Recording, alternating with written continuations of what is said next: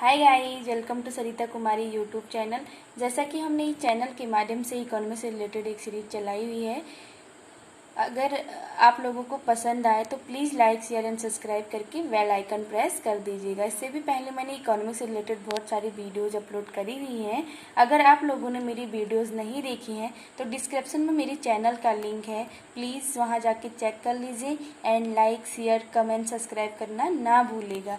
तो चलिए, आज का हमारा टॉपिक है ब्याज यानी इंटरेस्ट। ठीक, तो जो सामान्य यानी कि जर्नल वे में हम समझें तो ब्याज का मतलब ये हुआ कि हम किसी व्यक्ति को पैसा उधार देते हैं और उन उधार दी हुई धनराशि में हम क्या करते हैं, अतिरिक्त से पैसा उनसे ले लेते हैं। तो जो हमें उन पैसों के बदले अतिरिक्त प्रॉफिट मिलते हैं वही क्या कहलाता है, ब्याज कहलाता है। बट हम इकोनॉमिक्स के वे में इसको समझें तो ब्याज का जो अर्थ है उसको समझें तो वो होता है अर्थशास्त्र में पूंजी शब्द का प्रयोग केवल मौद्रिक पूंजी यानी कि लोनेबल फंड के एक निश्चित समय के लिए उपयोग करने के लिए दिए जाने वाले भुगतान के लिए किया जाता है। इस प्रकार अर्थशास्त्र में मुद्रा की सेवाओं के लिए या मौद्रिक पूंजी के उपयोग के लिए भुगतान ब्याज कहलाता है। यानी कि interest is the price for the use of money और लोनेबल फंड्स। ठीक, कहने का मतलब ये हुआ कि जो अर्थशास्त्र में ब्याज का अभिप्राय किससे है, सीधा सीधा अर्थशास्त्र में मुद्रा की सेवाओं के लिए या फिर मौद्रिक पूंजी के उपयोग के लिए जो भुगतान करा जाता है वही हमारा क्या कहलाता है, ब्याज कहलाता है। अब हम ब्याज की डेफिनेशन देखेंगे।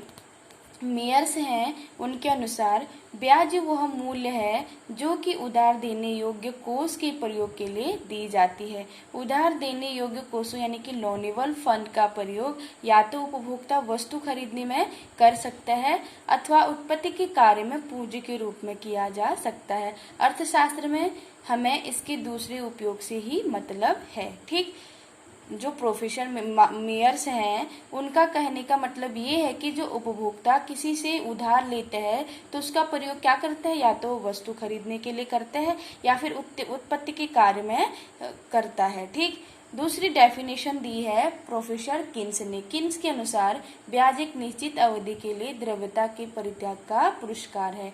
यानी कि कहने का मतलब ये हुआ कि जब हम किसी व्यक्ति को पैसा उधार देते हैं तो उसके पैसा उधार देते टाइम हम एक कंडीशन रखते हैं कितने टाइम पीरियड के लिए इसमें इतना प्रतिशत क्या होगा, ब्याज की दर होगी। तो जो उस हमारे कुछ टाइम के बाद वो पैसा रिटर्न करते हैं तो जितने टाइम में उसका ब्याज होगा वो हमको क्या करते हैं, जो हमको अतिरिक्त पैसा देते हैं वही हमारा क्या कहलाता है, ब्याज कहलाता है। अब हम देख लेंगे कि cross interest and net interest यानी कि कुल ब्याज तथा वास्तविक ब्याज कितने टाइप्स के होते हैं। ठीक, तो पहला टाइप्स इसका है वास्तविक ब्याज, जोखिम का प्रतिफल, व्यवस्था का प्रतिफल, असुविधाओं का प्रतिफल। अब जोखिम का जो प्रतिफल है इसके अंतर्गत भी दो टाइप्स के हमारे क्या आते हैं, इंटरेस्ट आते हैं, यानी कि व्यावसायिक जोखिम और व्यक्तिगत जोखिम। अब हम सबसे पहले ये देख लेते हैं कि वास्तविक ब्याज होता क्या है। ठीक, जो रकम केवल पूंजी के उपयोग के बदले में दी जाती है उसे हम क्या कहते हैं, वास्तविक ब्याज कहते हैं। ठीक, वास्तविक ब्याज के संबंध में एक चैंपमैन है, उन्होंने कहा है कि वास्तविक ब्याज का वह ब्याज है जो कि पूंजी के उपयोग के बदले में दिया जाता है, जबकि पूंजी के देने में कोई जोखिम, कोई असुविधा तथा इसकी वसूली में कोई झंझट नहीं करना पड़ता है। इस भुगतान को शुद्ध ब्याज, वास्तविक ब्याज अथवा आर्थिक ब्याज कहा जाता है। ठीक है, इन्होंने वास्तविक ब्याज के संदर्भ में चैंपमैन ने ये कहा था। अब दूसरा हम देख लेते हैं जोखिम का प्रतिफल, पेमेंट फॉर रिस्क। यानी पूंजीपतियों को अपनी पूंजी उधार देते समय दो प्रकार के जोखिम झेलने पड़ते हैं। जोखिम उठाने के बदले में उसे कुछ प्रतिफल मिलता है जिसे कुल ब्याज में जोड़ा जाता है। ठीक, मार्शल ने इस प्रकार के जोखिम को दो भागों में बांटा है, व्यावसायिक जोखिम और व्यक्तिगत जोखिम। व्यावसायिक जोखिम, जब एक पूंजीपति किसी व्यापारी को ऋण देता है तो ऋण देते समय उसे इस बात की आशंका रहती है कि उस समय उसकी मूलधन और ब्याज की अदायगी हो पाएगी अथवा नहीं। ठीक, दूसरा जो है व्यक्तिगत जोखिम, यानी पर्सनल रिस्क, व्यक्तिगत जोखिम ऋणी के अविश्वास के कारण उत्पन्न होता है। पूंजीपति को हमेशा यह डर रहता है कि कहीं ऋणी बेईमानी करके अथवा असमर्थता के कारण ऋण को वापस ही न करें या उसकी क्षमता ऋण वापस करने की न हो। तो जो ये क्या थी हमारी जोखिम के प्रतिफल की दो विशेषताएं थी, यानी कि दो टाइप्स के हमारे क्या थे, ब्याज थे। अब ये दूसरा हम इसमें देखते हैं व्यवस्था का प्रतिफल, यानी कि रिक्वायरमेंट फॉर मैनेजमेंट, यानी पूंजीपति को ऋण देते तथा उसे वसूल करने के लिए हिसाब किताब रखना होता है। कभी कभी ऋण की वसूली के लिए कानूनी सलाह तथा न्यायालय की शरण लेनी होती है। इन सब कामों पर पूंजीपति को खर्च करना पड़ता है। उसे हिसाब किताब रखने के लिए मुनीम आदि की सेवाओं का भी भुगतान करना होता है। ठीक, कुल मिलाकर एक पूंजीपति को व्यवस्था संबंधी ब्याज जितना ही अधिक करना होता है वो उतना ही अधिक ब्याज वसूल करना चाहता है। ठीक, ये तो थी हमारा व्यवस्था का प्रतिफल। अब नेक्स्ट है हमारा असुविधाओं का प्रतिफल। देखते हैं कि इसके अंतर्गत क्या क्या होता है। यानी पूंजीपतियों को ऋण देते समय अनेक प्रकार की असुविधाओं का सामना करना पड़ता है। वह अपनी पूंजी का विनियोग सुविधाओं अनुसार करना चाहता है, परंतु ऋण में लगाया हुआ रुपया उसकी इच्छा के अनुसार लौटकर कभी नहीं आ सकता। ऋण लेने वाला प्रायः पूंजीपतियों की सुविधाओं को ध्यान में रखकर रुपया नहीं लौटाता है, जिसके कारण पूंजीपतियों को अनेक असुविधाओं का क्या करना पड़ता है, सामना करना पड़ता है। पूंजीपति की असुविधाओं जितनी अधिक बढ़ती जाएगी वह उतना ही अधिक ब्याज लेना चाहेगा। ठीक, इस प्रकार एक ब्याज का फॉर्मूला है वो दे रखा है, कुल ब्याज इज इक्वल टू वास्तविक ब्याज प्लस जोखिम उठाने का प्रतिफल प्लस व्यवस्था का प्रतिफल प्लस असुविधाओं का प्रतिफल। ठीक, यही हमारा क्या होगा, ब्याज का एक फॉर्मूला होगा। अब हम देखते हैं कि जो ब्याज है इंटरेस्ट के, इसकी बहुत सारी थ्योरीज दी गई हैं। तो सबसे पहले तो हम ये देखेंगे जो ब्याज की क्या होती है, तीन टाइप्स की इसकी मेन प्रॉब्लम होती है। कौन कौन सी, द प्रॉब्लम ऑफ इंटरेस्ट। सबसे पहले तो ये होती है कि क्या ब्याज देना चाहिए, और या दूसरा होता है ब्याज क्यों दिया जाता है, तीसरा होता है ब्याज दर का निर्धारण कैसे होता है। जो ब्याज की समस्या है उसका जो तीसरा पॉइंट है ब्याज दर का निर्धारण कैसे होता है। तो इसी के संदर्भ में जो अर्थशास्त्री हैं उन्होंने विभिन्न प्रकार के मत दिए, तो जो क्या बन गए, हमारी थ्योरीज बन गए। तो ब्याज की बहुत सारी थ्योरीज हैं, इसमें हम देखेंगे कि ओल्ड थ्योरीज ऑफ इंटरेस्ट, यानी कि ब्याज के प्राचीन सिद्धांत। सबसे पहले इसका सिद्धांत था ब्याज का सीमांत उत्पादकता का सिद्धांत, ब्याज का प्रतीक्षा या त्याग का सिद्धांत, एजियो का ऑस्टिन ब्याज सिद्धांत, लास्ट है फिशर का समय पसंदगी ब्याज का सिद्धांत। ये तो थे हमारे ओल्ड थ्योरी ऑफ इंटरेस्ट। अब कुछ इसकी ब्याज के नए सिद्धांत भी हैं, वो इस प्रकार से हैं, इस जैसे ब्याज का प्रतिष्ठित या क्लासिकल सिद्धांत, ब्याज का तरलता पसंदगी सिद्धांत, ब्याज का उदारदेय कोष सिद्धांत, ब्याज का आधुनिक सिद्धांत। अब हम सबसे पहले इसके क्या देख लेंगे, ब्याज के प्राचीन सिद्धांत देखेंगे। ब्याज के प्राचीन सिद्धांत में सबसे पहले क्या रखा है, ब्याज का सीमांत उत्पादकता का सिद्धांत, यानी कि marginal productivity theory of interest. ठीक, इसको हम देखेंगे। ब्याज का सीमांत उत्पादकता का सिद्धांत सबसे पुराना सिद्धांत है। इस सिद्धांत के प्रमुख समर्थक माल्थस, कैरे, जेबीसे तथा वॉन थ्यून है। ठीक है, अब इसका थोड़ा ये जान लेते हैं कि सीमांत उत्पादकता होती क्या है। ठीक, पूंजी में उत्पादन क्षमता होती है, अपनी उत्पादन क्षमता के आधार पर ही पूंजी में ब्याज उत्पन्न करने की क्षमता होती है, हमारा क्या कहलाता है, सीमांत उत्पादकता का सिद्धांत करते हैं।